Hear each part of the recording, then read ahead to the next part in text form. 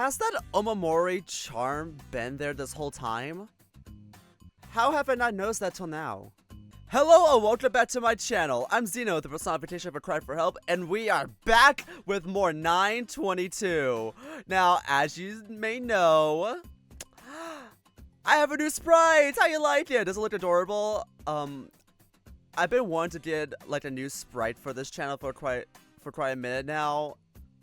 I do love my other sprites. I'm still pretty proud on how I drew him.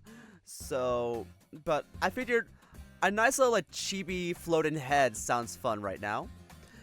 And I'll probably be using this for any upcoming videos in the future. Now, I want to apologize for taking so long to get back into this visual novel. Listen, I have to give the audience what they want. The audience demanded more Don Chorus. Well, 922 came in second place in the VOD, which is kind of funny considering the view count for this is significantly lower than all my other videos. What's up with that? And also, yes, I know, Chenya's update came out a while ago, and I should have been on that shit. And where the Demon Alert's new update just became public, and I need to go check that out as well. I will not abandon those. Those two visual novels are the reason I'm here now. So I will be checking those out as well. But anyway, let's continue on.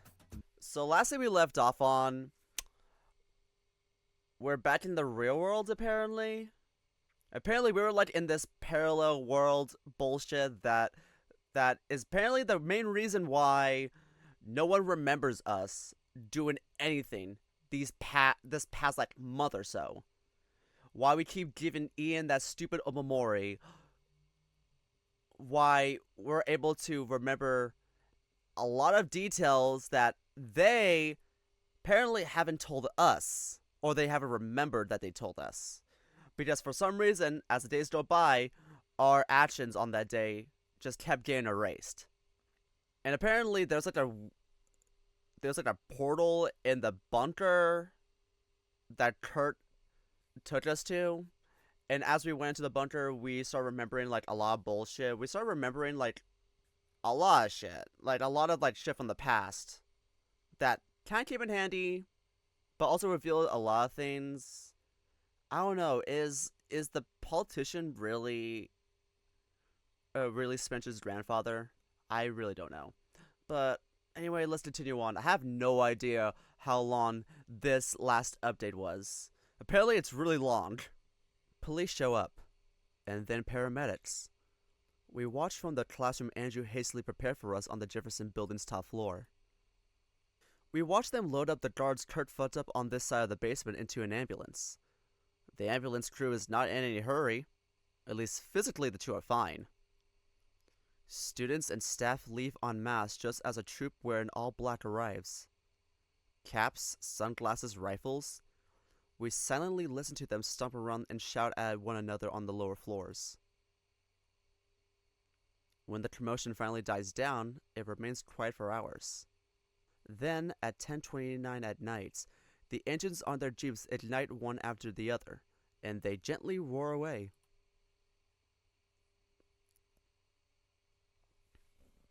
Okay, so we didn't get caught. I sleep like a mop. How does a mop sleep? Riddle me that, Spencer. One moment I'm watching Kurt's fingers drumming away on his knee, and the next moment I'm on the floor, in the corner. It's daylight now, 7:35 a.m. Early students are chatting away down on the plaza. I tiptoe towards the window to look at them as to not wake Kurt up. There's been a break-in yesterday, one of them tells another. The other one responds, he heard that someone tried to steal shit from the basement. The basement? The first one asks. Yeah, says the second. Don't you know the tale? Come 10:01, the lock to the classroom clanks open. A bleary-eyed Andrew escorts us silently to one of the campus's exit-only gates.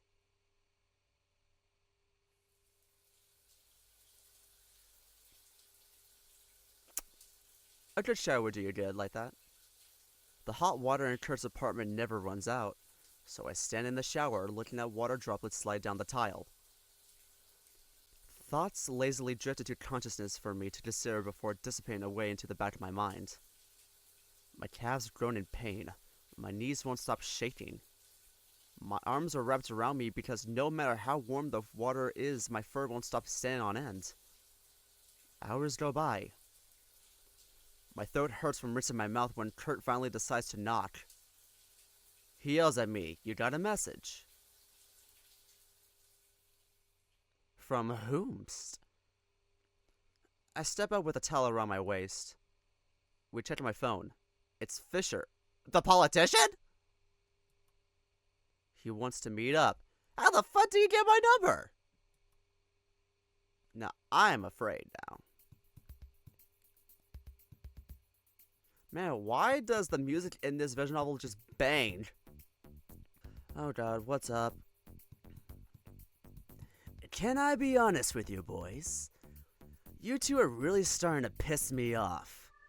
That stunt you pulled, you can't even begin to imagine the amount of risk you put us all into. Very clever otherwise. There had been attempts to establish communication between folks and their mirrors, you know. Always in a lab setting, of course, and never successfully enough. I believe the term they used at the time was suicidal. Okay, I love how in this CG, you can actually see Fisher as old. I don't know, when his sprite shows up, he literally does not look old at all. He just looks like Spencer.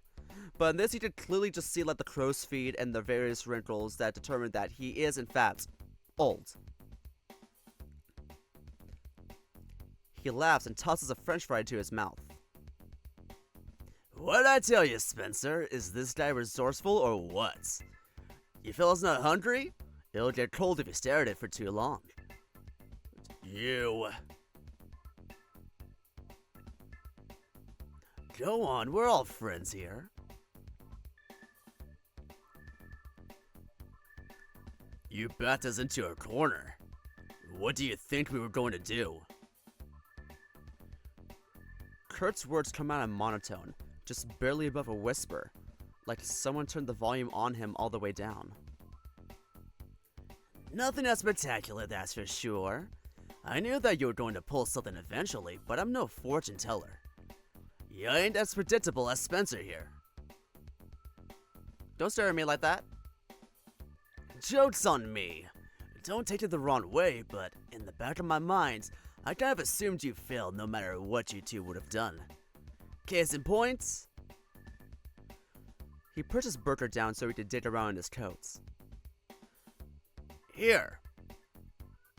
He slides a phone in between our trays.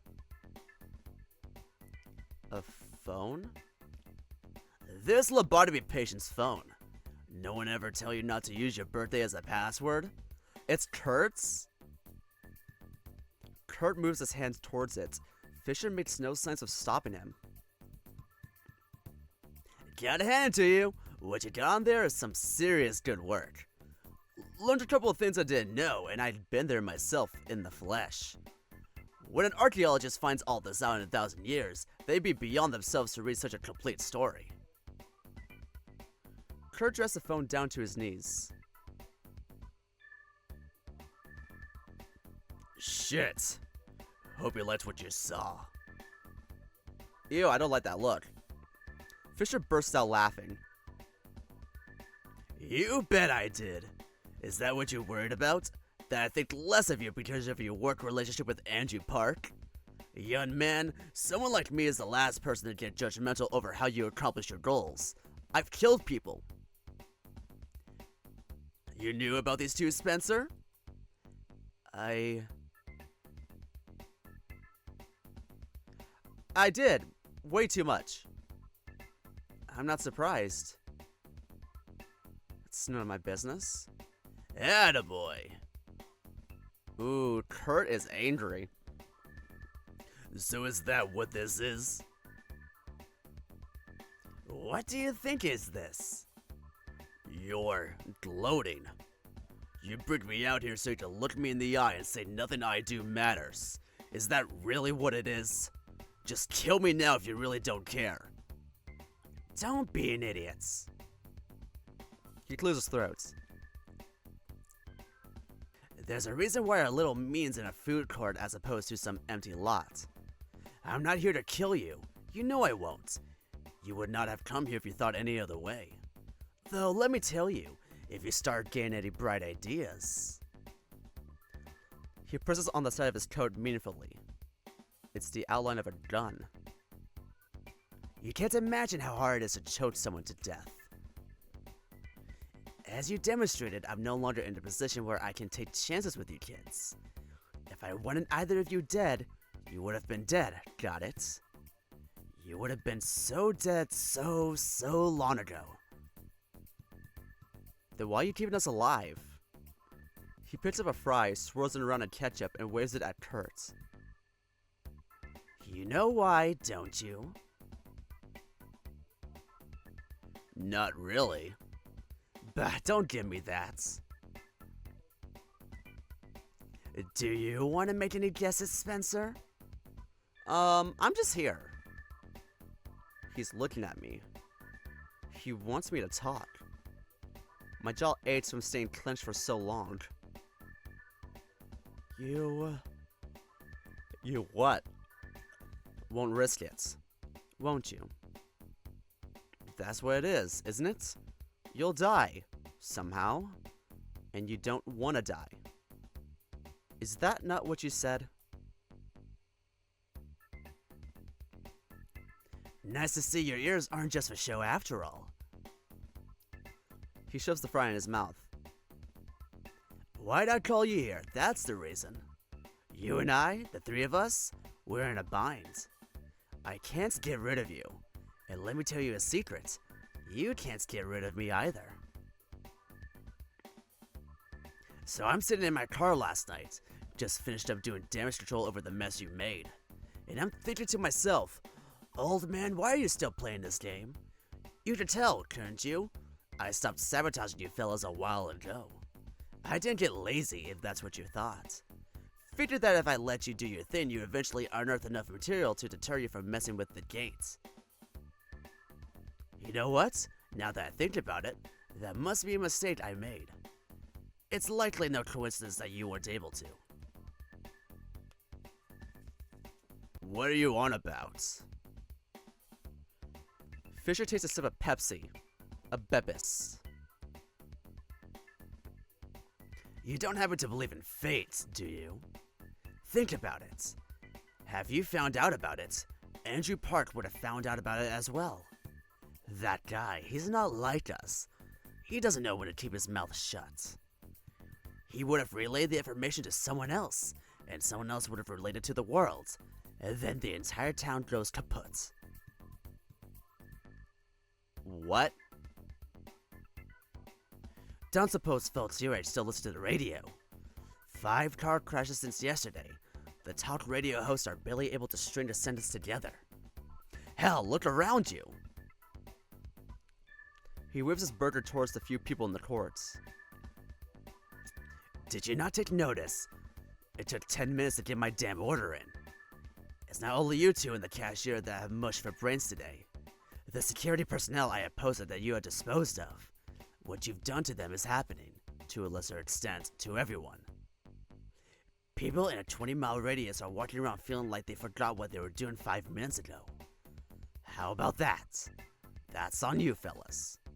You're a little stumped at that, and it would be a happy miracle if that much is the only thing that it caused. What else did we cause?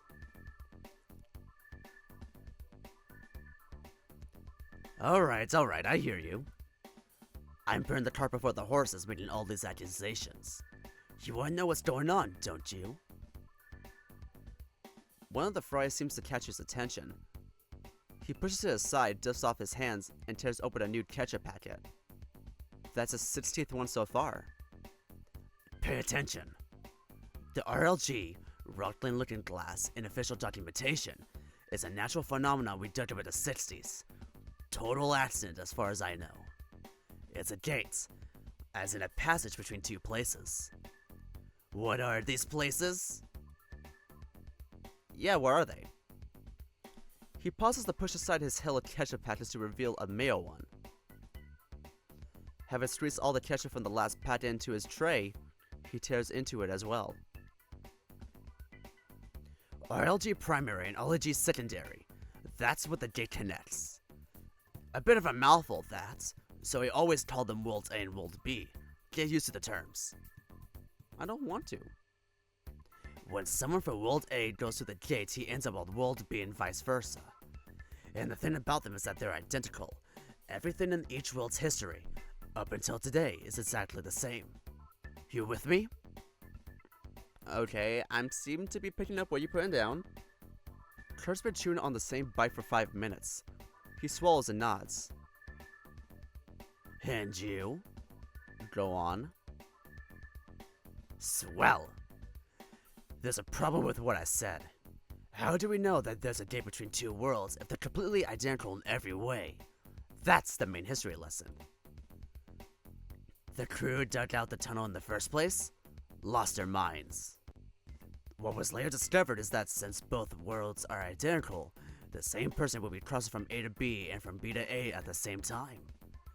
But, for whatever reason, one of these two identical people would be lost, and the remaining person would come out on either A or B.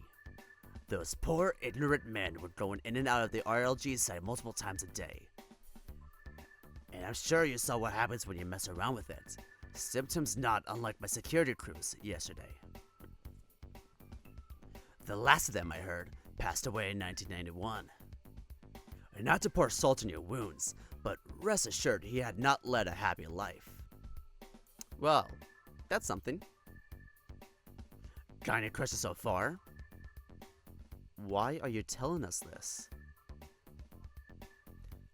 That's cold, Spencer. I just told you you'd given permanent brain damage to 4 people, and you won't even add shocked? He squeezes the mayo out right onto the ketchup and starts mixing the concoction around with the end of the fry. My gamble is that you'll leave the day alone once you get it in your head just how mental your antics are. Any non-stupid questions?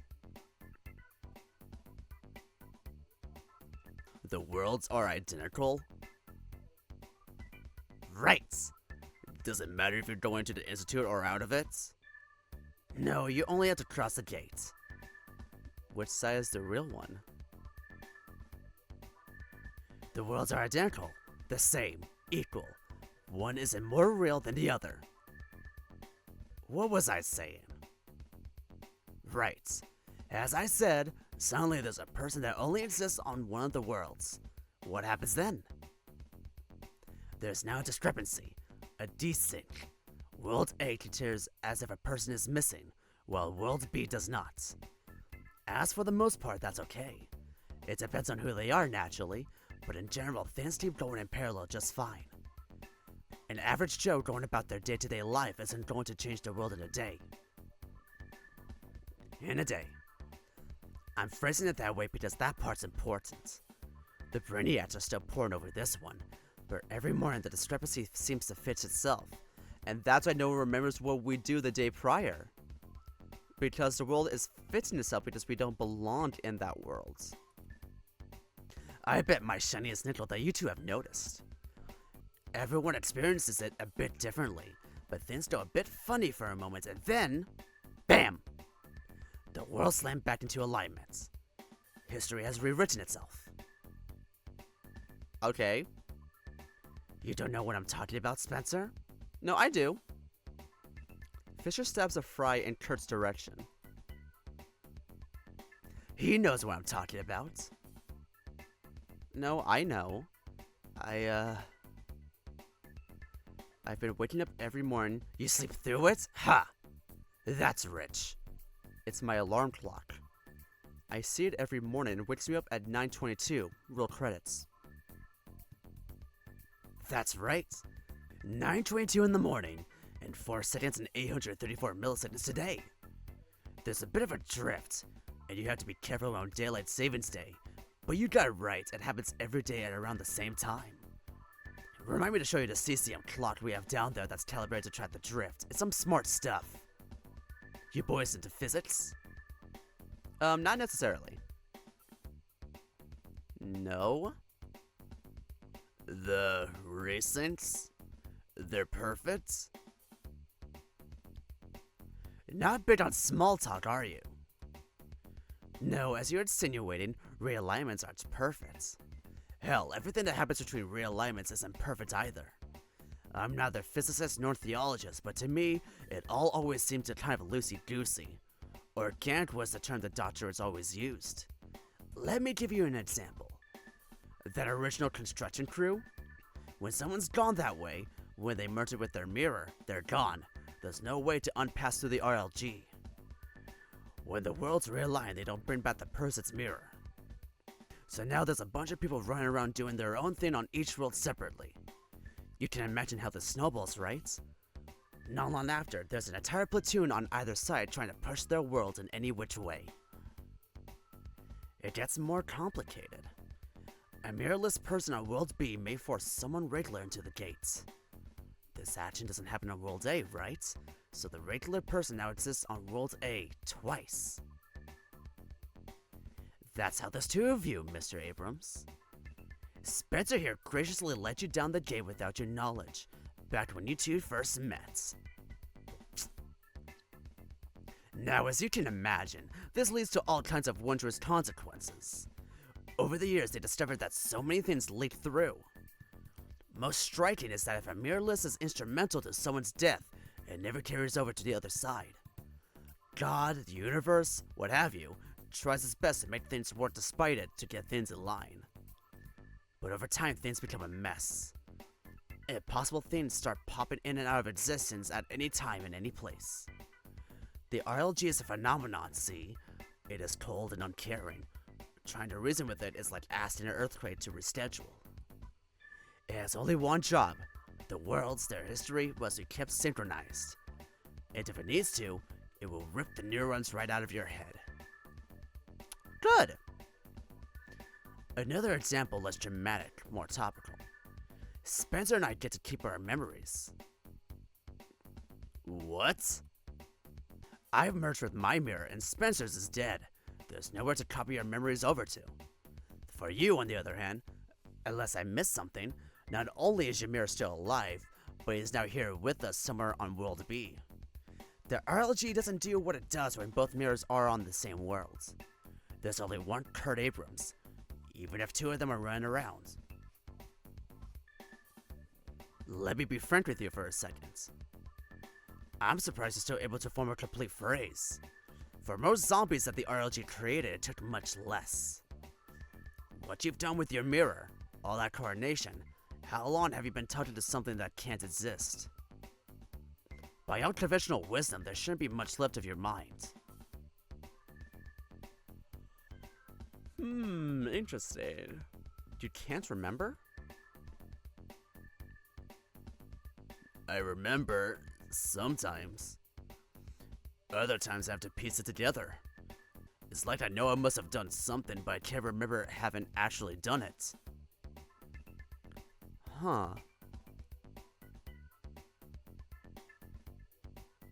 What? What were you about to say? Aren't you going to explain why that is? That part's actually straightforward. Every day, only one world gets to be dominant. It's either World A or World B. Everything that happens on the dominant world gets copied over to the non-dominant world, and everything that happens on the non-dominant world disappears. With the big asterisk that both parts of the process are far from perfect, that's basically it. That's why you remember things the way you do. It's a side effect of being out of sync with your mirror. We've seen it 1,000 times. I see. Yeah, things are starting to slide into place. That's it, huh? That's the story of the RLG. Don't look too excited now. So what's so dangerous about it? Boy. Good question. As I said, with continued activity, the worlds drift increasingly apart. Remember how I said the average Joe living out his average life is unlikely to cause any significant discrepancy to form? Well, what if Joe wasn't average?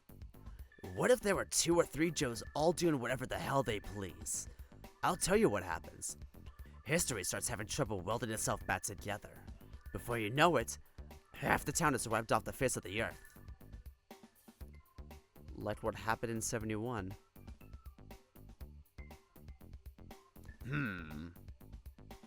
Yes, like what happened back then. The administrations were so sure they buried the story. To think that you kids were able to piece it together. Good work. Kurt, are you still with us? Fisher upturns the remainder of his fries into the tray and tosses a couple of small burnt ones whole in his mouth. I believe I got my point across. And you don't like me, I get it. I don't like you either. But if there's one thing I want you two to take away from this, is that you must stop fucking around. I'm going to repeat this because I want to make it clear. You must stop fucking around. Don't fuck with the gates, and don't fuck with me. Doesn't matter what your adolescent moral compass is saying. The risk far outweighs the reward. That's all I have to say. Got it?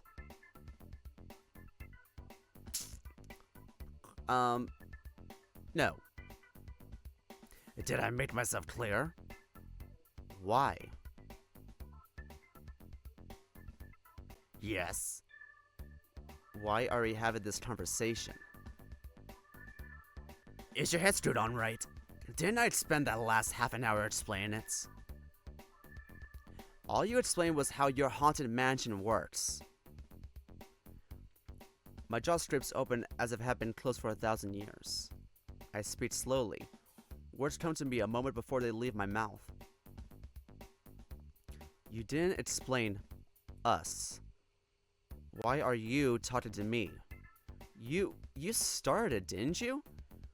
You got the wheels turning in the first place. None of this would have happened if you didn't make me come here. What's in it for you? You're ruthless today, Spencer. I get you. I see what you want me to say. Sadly for you, I meant what I said last time we met. I wanted to meet my grandson. Is that so hard to believe? Yes, it kind of is. You did threaten to kill me before. You fucking killed me. Ha, you fucking tried to kill me first. Ain't it beautiful how it works? You don't even remember. Little man, you tried to bash my head in with a rock. The only reason I'm still saying is because you're a lip-wristed wimp. Bullshit. That's bullshit. Why'd I want to kill you if you've done nothing? You're making shit up. There are a lot of reasons to want me dead, Spencer. But why'd you specifically want to kill me? Your guess is as good as mine. We were getting along just dandy for a couple of weeks until I turn around and you're trying to cave my skull in. It doesn't matter. I've all but forgiven you and forgotten about it. It was all lost the moment your mirror died. Now, I'm not going to pretend like this entire thing was not a massive mistake. I'm a big man, I make mistakes. This was one of them. I don't care what you think of me. What I want is for this tower not to turn to dust. We don't have to be friends, but we have to be at peace with one another. For the last time, don't fuck with the gates, do you understand? I understand. Great! Before we part ways, I want to leave you gentlemen with a couple final thoughts. Think things over. Take your time. It's a lot to take in and I don't want you to do anything rash. Spencer, let's meet up next Thursday, 9 a.m., down in the basement. My men will let you in. Only you. Why me? What the fuck do you want? What's the point? The point? For one thing, we have to figure out what to do with Kurt. What are we going to do with him? For another thing, your cooperation would give me some peace of mind. Peace of mind? We both know what you're thinking of, so as a deterrent, I'll disclose one last thing about the gate. Think back to what I said. Every morning, either World A or World B gets to be dominant. If World A is dominant, everything that happens on World B the prior day disappears. There's a missing piece of information here. How does the RLG choose which world is dominant? No one knows, we've never figured it out. No one knows except for me. That's my trump card. You won't outsmart me. Don't try. And I'll give you an out, Spencer, an alternative. If you don't show up next week, if you truly can't stand to live with me around, I advise you to run. Run far, far away. Why? I just want to go to school. I need some fucking water. Holy shit. Fisher's voice really takes a lot out of me. And yes, I did change his voice again. I can't seem to determine what voice I want to give him. Also, it's been a minute, so I kind of forgot what voice I gave him last time. I'm tired. Exhausted. Like I simultaneously ran a marathon and crammed for calculus all while drinking a gallon of vodka. I'm in a state of hangover. In a world where hangovers never let up. That was it, huh? Using what little mental effort I can muster, I try to find the contradiction that would unravel Fisher's explanation into what it must be. A story. A tale to scare children out of venturing too deep into the woods. A bold-faced lie. His words and phrases come to me out of order, at random. Some words are suspicious. Behind some words there's hidden information, hidden threats. And yet, nothing else explains what I've gone through in the past week. Nothing that isn't even more outlandish. How ridiculous. How fucking absurd of me to ever doubt Ian and his gang of Scooby-Doos. Of course all of the History Channel ghost hunter shit is real.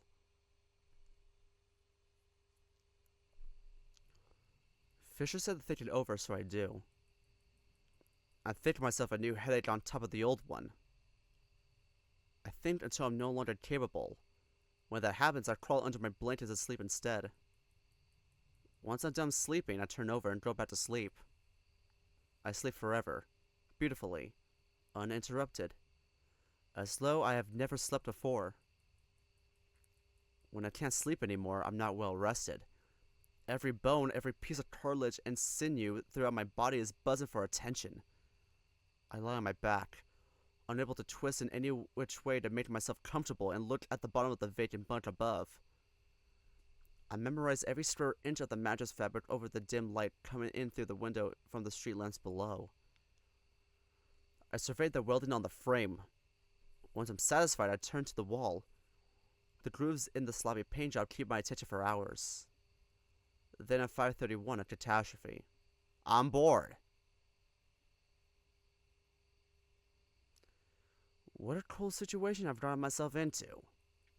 4 brain-dead security guards, 5 car crashes, the entire town losing a chunk of their IQ. That's on me, huh? I did that. Fisher said I did that. I did not know I did that, but if Fisher isn't lying, I did do that. Haha, I do that. I did that, and that's it? No repercussions? Shouldn't I be getting my ass thrown in jail for the rest of my life? Fisher certainly behaved as if it's nothing. Meet me in a week for some tea and cookies, as if that's just the norm. How many people have been fucking with the gate? How often? Were they more or less careful than I've been? Didn't Andrew say that insane shit has been going on in this town for as long as he can remember? God. I sit up on my bed, and it takes a few seconds for my nervous system to step into my lower back. It's not hard enough to think that even pain comes slowly. Many thoughts come to me, but I can't engage with any of them. Like I'm trying to grab something at the bottom of the river, but instead of water, it's a river of clay. That's what it must feel like to have your brain fried. And Kurt is supposedly even worse off. Is it permanent? Am I going to feel like shit forever? Will I even be able to get a degree with half a functioning brain? I cough out a mute little laugh. What am I saying? Do I expect Fisher to keep paying for me to stay here? He's planning to fucking kill me! It's so obvious. My cooperation would give him a peace of mind. Fuck off. I'm not cooperating with some evil smirking grandpa. He knows for a fact I won't. This is too much. I'm in way over my head. I gotta get out of here. He told me to get out of here. Either get out of here or die. These were the options I was presented with. There's nothing left to do, so screw all this, I guess. I want to go back home. I want to see Mom again. I hope she doesn't notice I can't do basic arithmetic anymore. I'll book a plane first thing in the morning. There's nothing here for me anymore.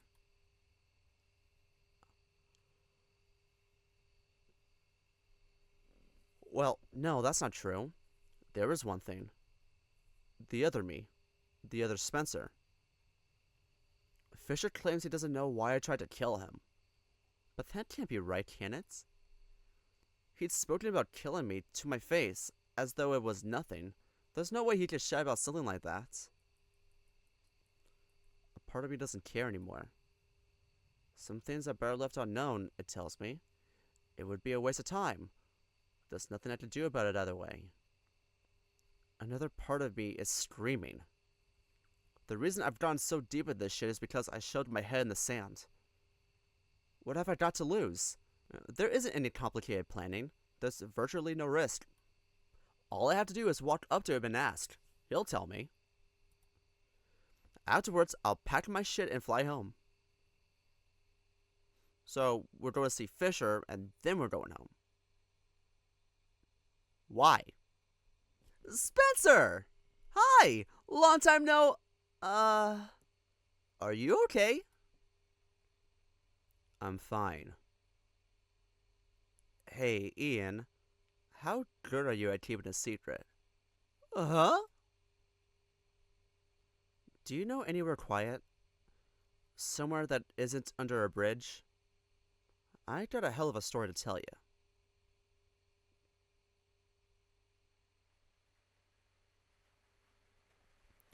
We drive west, through downtown.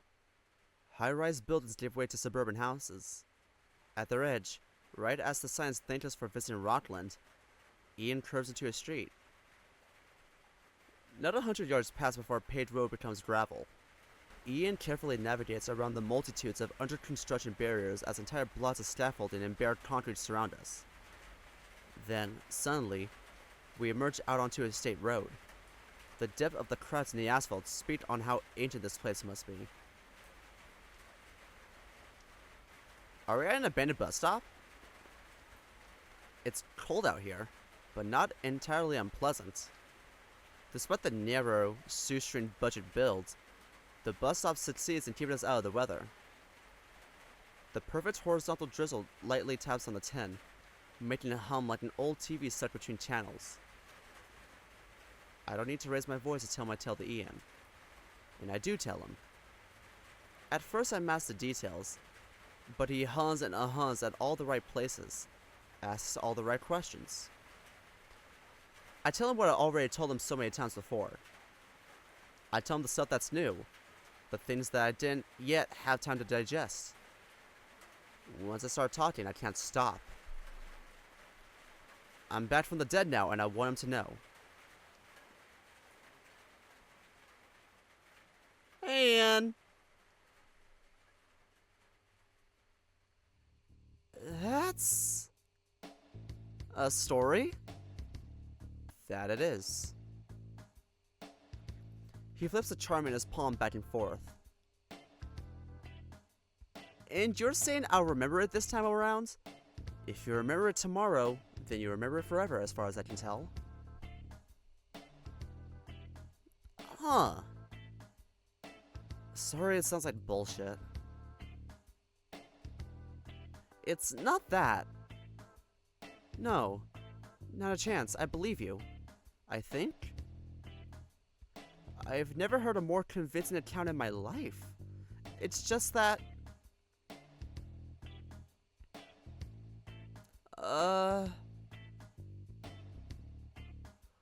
He remains silent for a minute. I don't want to interrupt him. I've just affirmed that his wacky conspiracy theories are real and admitted to some pretty awful shit all at the same time. God knows I'd be at a loss for words.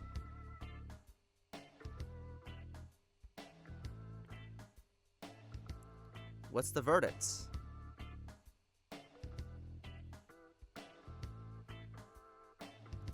The verdict, huh?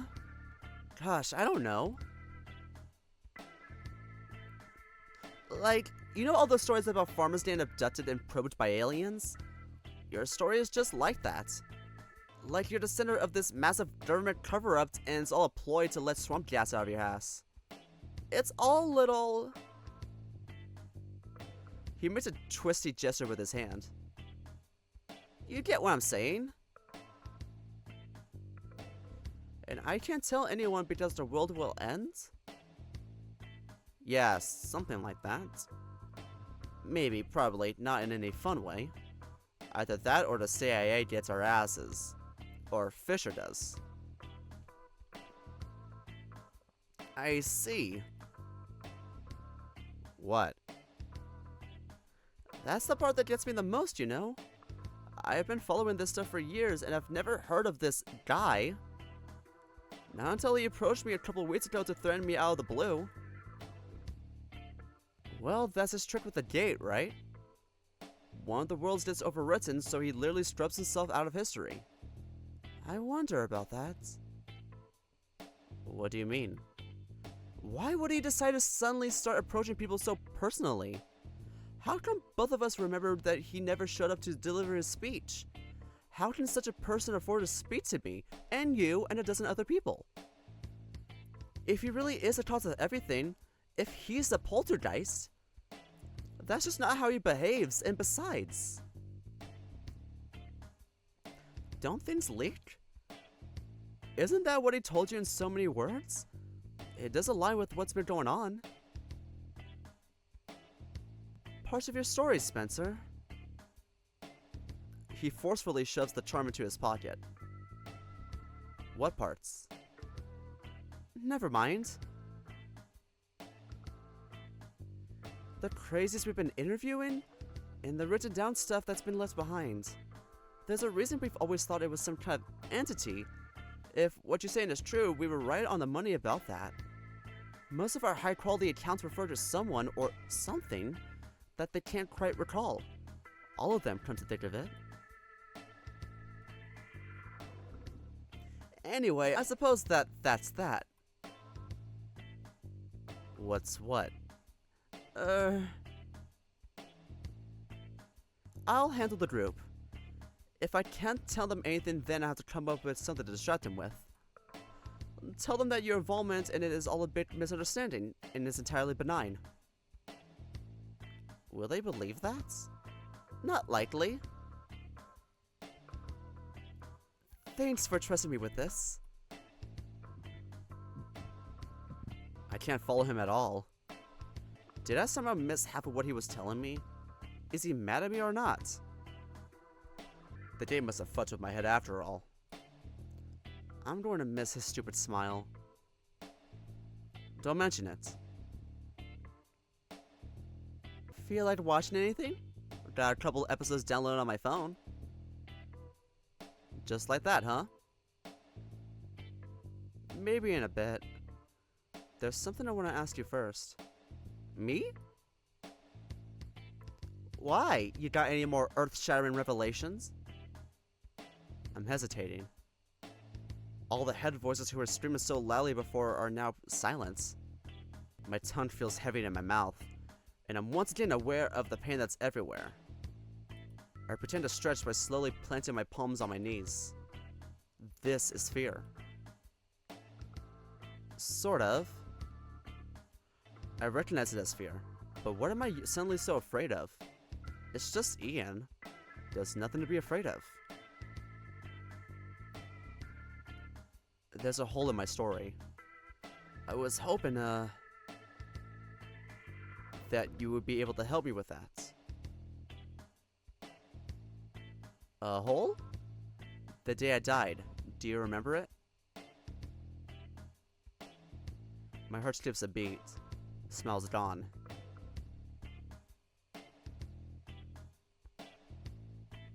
I do. What of it? I have to keep going. There's nothing to lose. Let's get it done.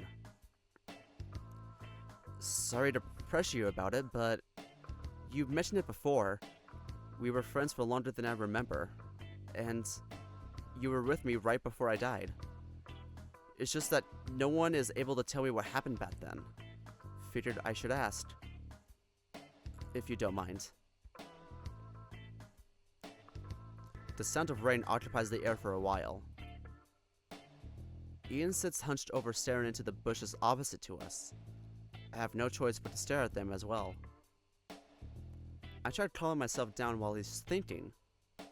Why do my hands feel so weak? It's just this one loose end that's remaining. Once it's done, I'll be free. Yeah.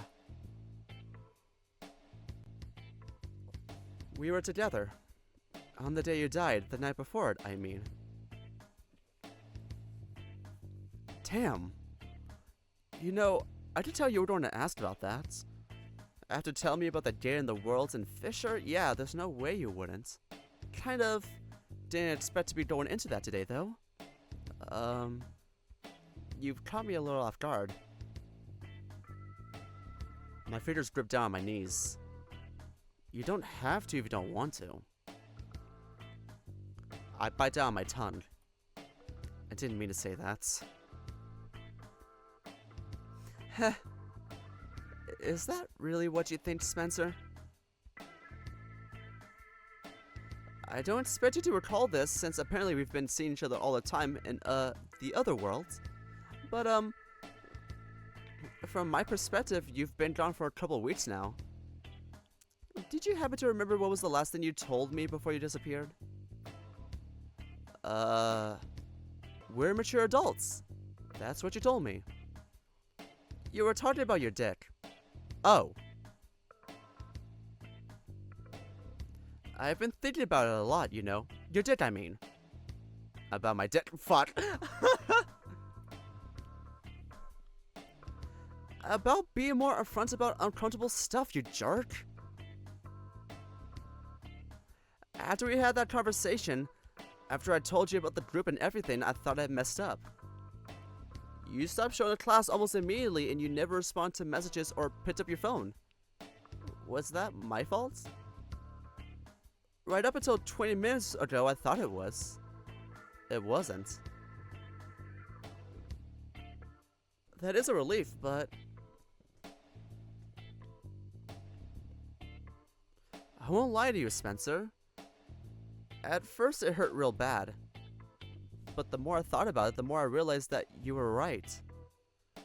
Nothing would have improved had we not spoken about it at the time, or worse, had we decided to pretend nothing was going on at all. What you told me just now, the whole situation with this Fisher person, only goes to show how true that is. No, I think I must tell you what happened that day. After you asked me about it, that genie ain't going back in the bottle. I straight up owe it to you. Most of it, anyway. My stomach tightens. Maybe I should have kept my idiot mouth shut. Most of it? Give me a minute, you'll see. He puffs his cheeks out and slowly exhales. Alright, so... let's roll back to a couple of weeks after orientation. The big picture is that, you and I, we've been hanging out for a few days by that point. I'd shown you what me and the group have been up to. Like, about the town and all the mysteries going on. In hindsight, you being friendly with that Fisher guy at the time explains why you were interested in what I had to say, but back then, it isn't every day that you meet someone who's that enthusiastic about the paranormal. The opposite, actually, most often. I figured you definitely want to join the group, so I spared no details. That day, I showed you something you didn't like. I've thought it over so many times that the memory is etched into the back of my skull. But the short of it is that you stood up and walked away. Just like that. Just like what? Walked away where? Did I say anything? Sure didn't. What did you show me?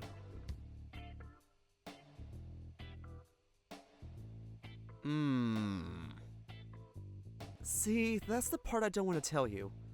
What do you think happened after you walked off that day? Oh. Yeah? You think whatever you showed me got me killed? He takes his hand out of his jacket and feels for his phone in his pants pocket. It lightly thuds against the metal seats. Yes, that is what I think. I spent weeks trying to figure out what exactly made you take off the way you did. I mean, I have some ideas, but... He leans back and looks at the roof of the bus station as he takes a deep breath. Mere hours after I discovered your body, you came right back from the dead, behaving as if nothing happened. As if you didn't know who I was. So I told the group about it, and they kind of took it in a way I didn't think they would. They weren't confused or terrified or anything like I was. They were excited. I didn't know what to do or what to think, so I just joined them. Was that when you were doing your little investigation about me? Did you find anything? We did, but... But what? Yeah, exactly, Spencer. We never figured out how you are connected to that. Why did that make you flip out? I don't know, you tell me. What's that? His shoulders tighten. You're being awfully cool about this, don't you think? Can you really not see why I'm dancing around it? What, you're assuming the same thing will happen again? Don't worry about it. How can I not? I stretch the back of my neck. This is damn stupid. It isn't worth it to make him go through this just to save my curiosity. I should stop. It's a bit of a leap to assume that is all. Just because one thing happens and then another thing happens doesn't mean they're related. What if they are, though? What are the chances? Are you kidding? Like 100%! I can change the subject at any time. But I won't. I can tell him, you know what, you're right, and forget all about it. I'll risk it. I'm not that same Spencer that died on that day. You'll risk it? Spencer, I'm telling you clear as day that you'll die! You didn't believe me when I said you were a ghost of whatever either. Can you please cut me some freaking slack? I think... My entire chest cavity tries to pull the words from leaving my mouth. I think I have to know. Do I? Fisher killed me. He killed me and he's saying it was in self-defense, that I tried to kill him first. I can't stop thinking about it. The gate punched holes in my memory, so much so that I can only recall bits and pieces of the past year. That other Spencer? He's me, but he's also literally not. I don't know the things that he knew. And it haunts me that I'm not him, and yet I am the same person in a sense. What could possibly be so important to me that I try to kill someone over it? Besides, I'm totally brazen for it. I promise I won't run off and get myself killed.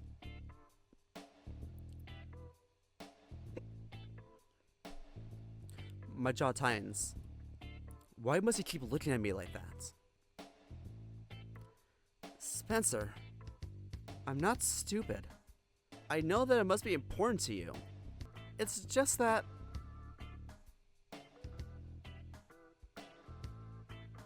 You don't get it, do you?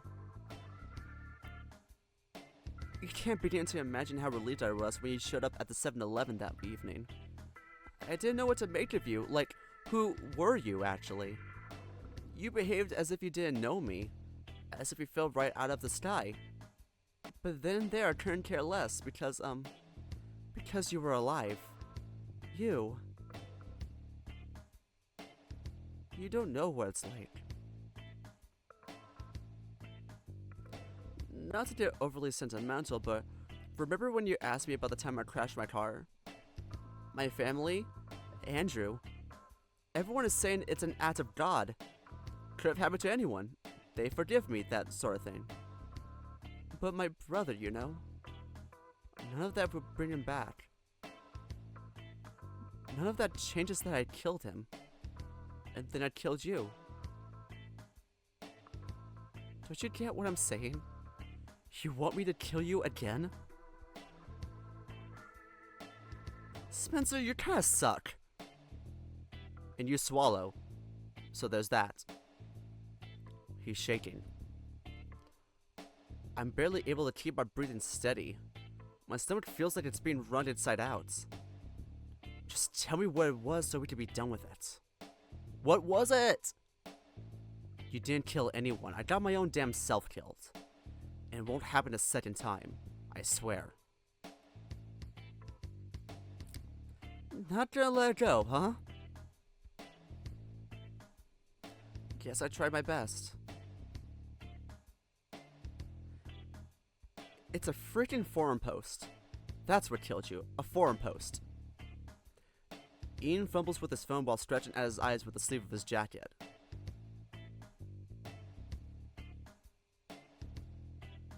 Teal fills up Ian's phone screen.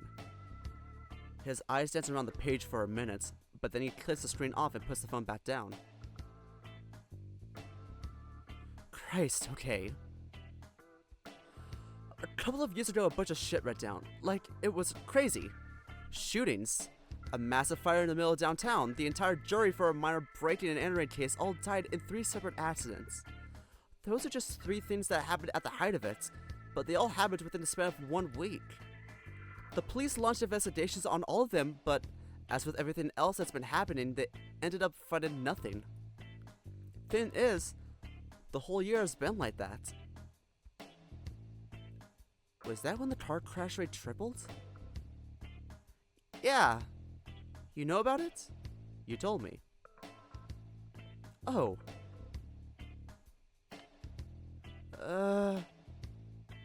Right, of course. I see.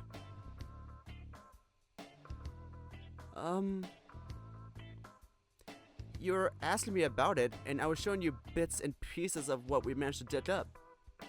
It was a lot. That is, a lot of news articles were written during that time, and some of them went into great detail. There wasn't almost ever any follow-up, though.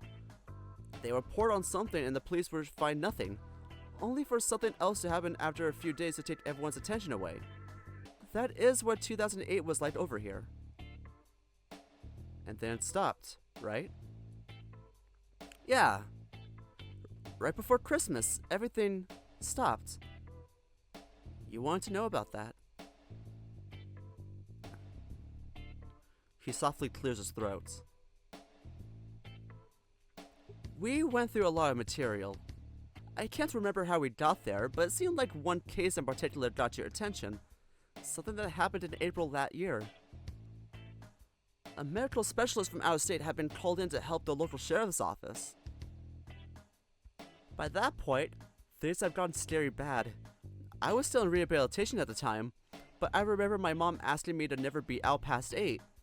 It seemed appropriate for the country to start bringing experts in. That was the first article. The second and last mention of that person in the media was a short excerpt in the middle of a longer opinion piece. The expert was missing, and the article's author presumed they were called back home. I let out the breath I'd been holding in. That doesn't tell me anything. About what? I mean, it doesn't ring any bells. I don't know why I'd do anything given this information. Oh. Well, thank you, Spencer, but there's more. Go on. Yeah, alright. Much later on, Jake, Todd's friend, ran into a series of forum posts that seemed relevant. It was in the general chatter section of the Hardbend forums, which is a long-defunct metalhead magazine.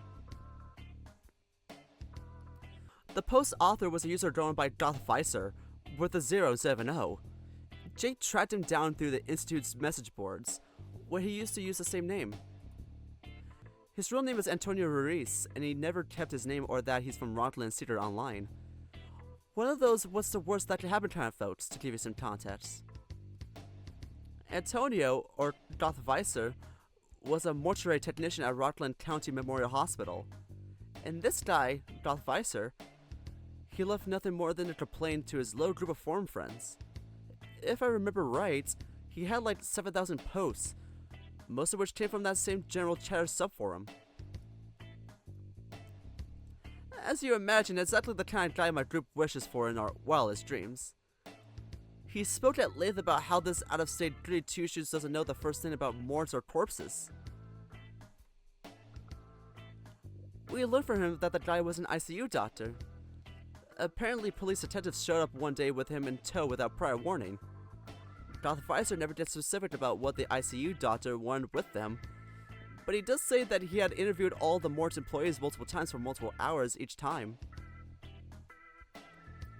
This goes on for a couple of days, but eventually it seems the doctor runs out of questions. Taking up space in the office while he was waiting for the feds to come pick him up, I believe was how VII phrased it. Something to that effect. A few days later, he reports that the doctor has stopped coming in.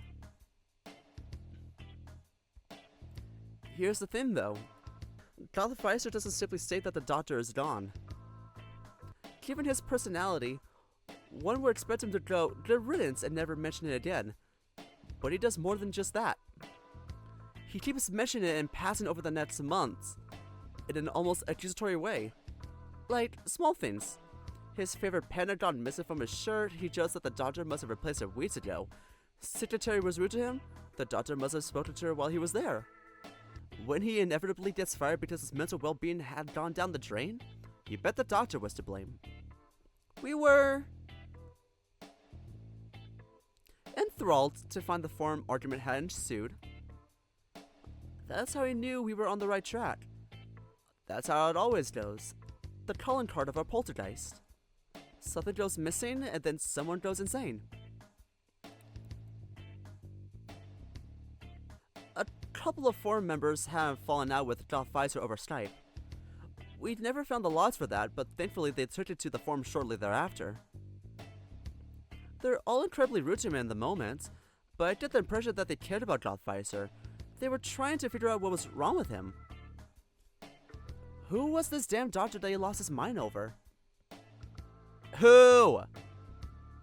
VII doesn't remember. That's another common thread among people like him.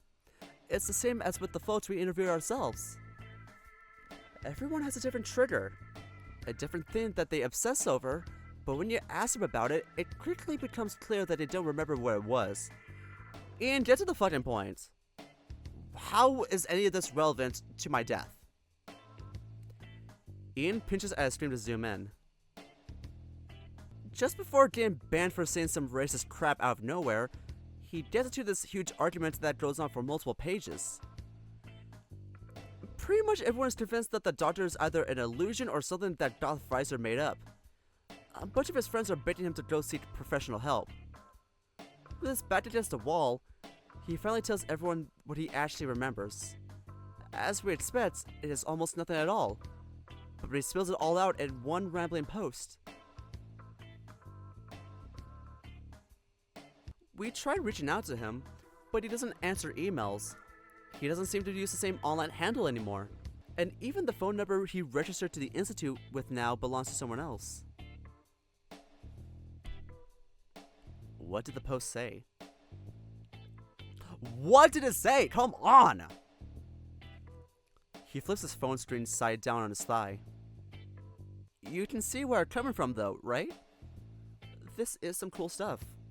I was so excited to share it with you. And it isn't like... Like what?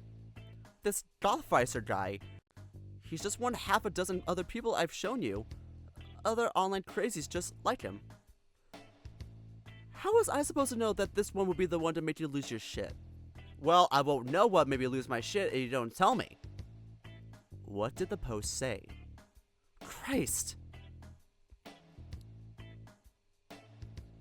See for yourself. Are we actually gonna get to see it? 11:08 a.m. Sorry, it's in Strunchal Vision. It's a screenshot off my PC. Well, I can't read it. I am not on dope, LMFAO. Are you 13? The execs made everyone without a master's degree piss in their cup twice a year. I am cleaner than all you shitheads combined. Microwave, be a dear and Ashley read my previous post. Same with you, Gander Guns. Does it say anywhere that the doctor is talking to me? Didn't think so. What is not clicking? Why do none of you shitheads believe something as simple as some sociopath showing up and deciding to ruin my whole fucking life? It happens all the time. It could happen to you. Actually, it should happen to you to teach you a lesson. Short guy, 40 or 50 years old, blue suit and tie there, and a bit too big, high voice, nasty bloodshot eyes. There, I'm describing him. Is that doing it for you? Do you believe me yet? I literally only spoke business with him, confidential stuff. I literally can't say what I was talking to him about if I ever wanted to find work again, lol. I will say this though, he was after someone. This was his #1 problem that he kept talking about over and over. Completely unrelated to anything he was asking us about, but he was losing sleep over it. Almost feel sorry for him. Almost, LMAO. 40, 50 years old, old guy. Wears like a comically large blue suit and tie and everything. Imagine he was started by Mr. Reed, and Mr. Reed was the ICU doctor. But that wouldn't make sense because what the fuck does he do in teaching school? I overheard him talking about it with the detectives on the first day before the interview started. He was after that man. No clue who that was. You know, that guy looks like a fucking mess, and it's because someone is in his dreams? And at work, he's supposed to be a nice guy, asked about it in the lounge. You know what he told me? The way he said it, it's like he rehearsed it 1,000 times. I'll never forget until the day I die. He looked me dead in the eye and said, what did he say? No, don't fade out. No, what did he say? What did he say? What did he say? Don't tell me. Don't leave me on a cliffhanger again. It is my worst and most frequent nightmare. That man has to be stopped. Wait, that's it? That's it? That's it? Did you finish reading? Can I have my phone back? So, got any idea what that's all about? No? Spencer?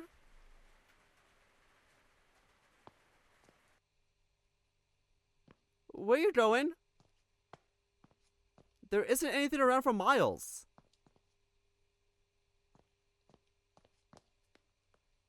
Oh god. Stop! You promised you wouldn't! What was the post about? I'll fucking run you over myself, you asshole! Spencer! Spencer, what the fuck are you doing? What was that post referring to?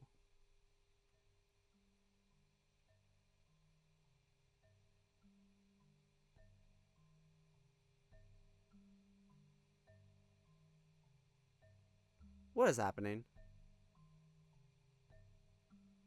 The man rang our doorbell 3 years ago. March 23rd, 2007. 8:53 p.m. He introduced himself as Nelson Fisher, born John Swain, a member of the Rockland Looking Glass Veteran Association. Despite the late hour and the lack of prior notice, we let him in. We offered him water. Where was Rockland? Did he say John Swain? That was the name of my grandfather on my dad's side. Any relation? This man, Fisher, my grandfather, having entered the house, he spent barely any time at all before getting right to it. He knew us. He knew that Mom can't keep a job, and he knew that I barely managed to graduate high school. He spoke about our past, our recent past, private details that no one besides us should be able to recall. We were shocked, but the man predicted our protests word for word and rejected them before they even left our lips. Speechless, we were forced to let him explain. There's a wondrous device down in Rockland, a natural phenomenon, entirely unique, harnessed by man. It was the mechanism behind his nigh-divine ability to pull up the past and predict the future. There once existed a large-scale project surrounding the device, its research and its utility. Hundreds of people ended up contributing to it. Hundreds of others like the man. Things, however, didn't last. The device had a great problem, and in the early 70s, the entire project had been permanently shut down. The longer Fisher's speech went on, the more passionate he became. He told us of the years following the project's closure, of administrative failure after administrative failure. The man was forced to change his identity, cut ties with his wife and infant son, live a life of anonymity. All to protect the project's secrecy. It had great military technical importance, after all. In return, he and every other person retiring from the project will receive a generous stipend that guaranteed never having to work a day for the rest of one's life.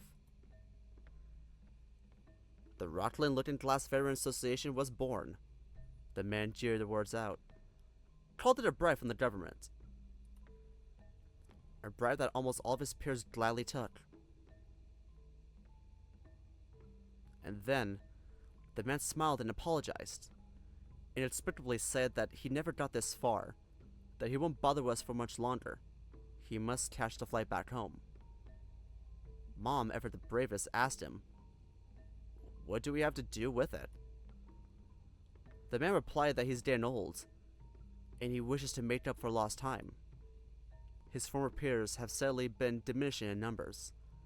They have all lived quiet, unimpactful lives of isolation till the day they died, exactly as the administration had arranged for all those years ago. He wasn't planning on anything grandiose, far from it. Association members aren't allowed to enter Rockland, he had explained. He had to utilize the device privately just to speak to us. What he wanted was twofold and relatively simple.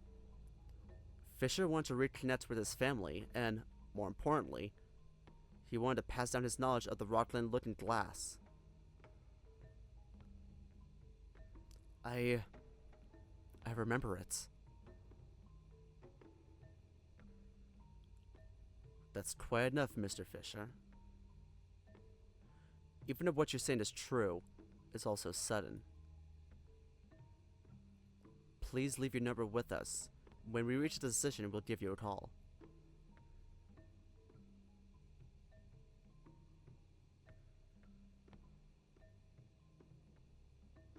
What an insane proposition from an insane man. Leave our entire lives behind and move in with some stranger who's done nothing but threaten us? Who in their right mind would agree to something like that? Oh, I remember it alright. We never called. It was him who called us. At first we brushed him off and made excuses as to why we can't speak tonight. But now is a good time quickly turned into, I've only got half an hour. Many evenings, when I would pass by the living room, I would overhear them chatting away. As the conversation grew longer, despite listening in to only one side of the call, I managed to piece some things together. The man had secured a fraudulent position at the Rockland County Clerk's office. It was reestablishing ties with old colleagues in the town college. He never made attempts to hide his intentions. He won us in Rockland, and made progress towards sweetening the deal. Over time, the now hour-long phone conversations grew heated. Even outside his boastful disregard of the law, the man had a strange outlook on society and on life. An outlook that became increasingly difficult to wave off as the ramblings of an out-of-touch retiree.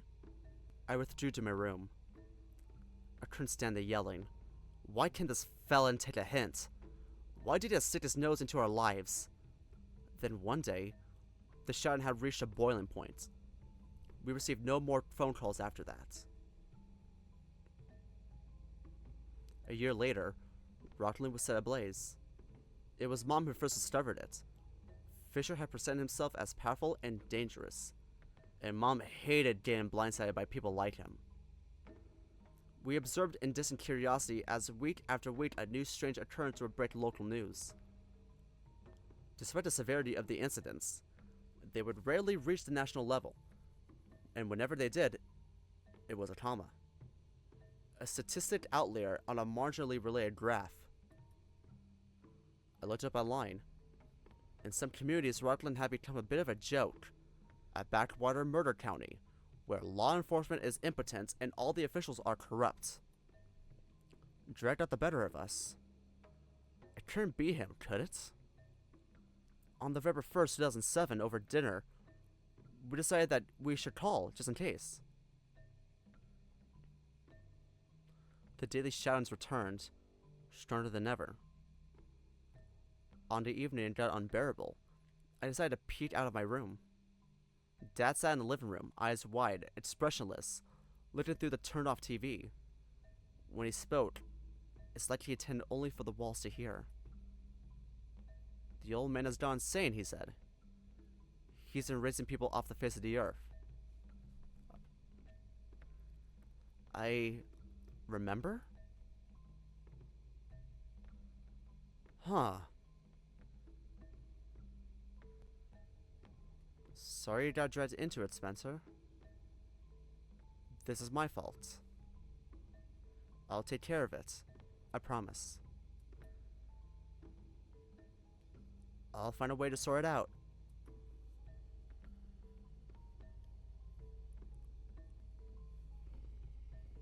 No, that's wrong. That's not what happened. I remember. The hospital Dad worked at, St. Mary's, refused to go through with the procedure. Kidneys aren't a rare organ donation, and it's not like the patient is in any critical condition. He should just wait his turn like everyone else. But Dad was adamant. He argued and yelled. He and the patient were a perfect match. He was in perfect health. The surgery was routine. In the end, we drove 30 miles to the South Memorial Hospital. It was the next best thing. A throng of people showed up to Dad's funeral. People whose lives he saved. Childhood friends and colleagues. Even a couple of people who he sometimes helped getting their meds refilled. It was only then that I found out what happened. Mom had no idea how to explain it to a 10-year-old child. He didn't have to die, some of the attendees told me. It was his damn personality. Dad was always pulling stunts like that, and it was only a matter of time until it caught up to him. One person even got on one knee to console me at eye level. Their sentiment was similar to that of everyone else. What a waste.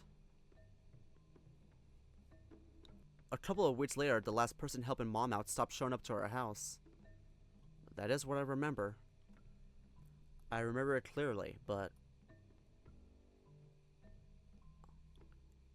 Amy, Spencer? I'm flying down to Rockland tomorrow morning. I can't stand it any longer. I can't think. I can't focus on anything besides it. He's the reason I can't sleep. I don't care anymore what he claims is true. That he really is my long-lost father. What he's doing to that town. It has become my worst and most frequent nightmare. That man has to be stopped.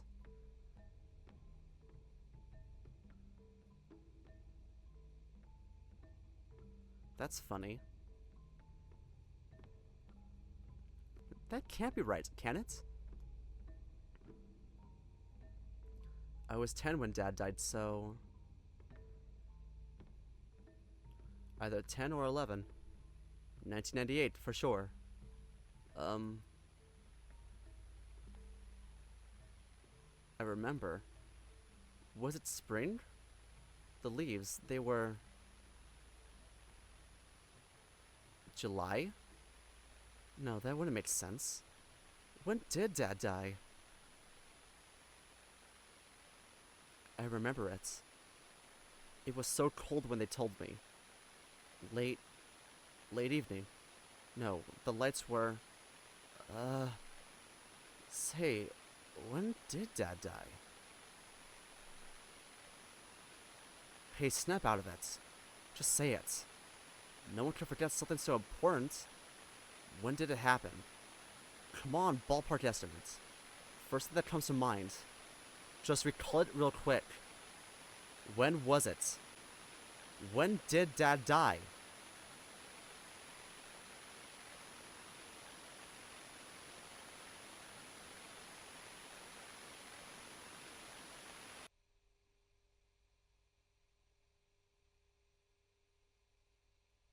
A lot happened.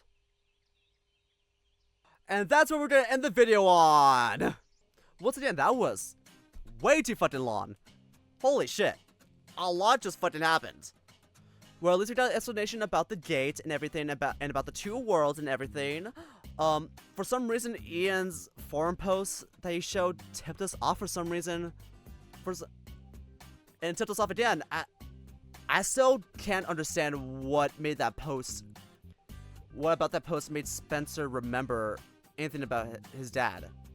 But we still don't know when his dad died. We're still lost about that. So... that's cool. Wow. I literally have no idea how much more of the story I have left. This was a really long gameplay.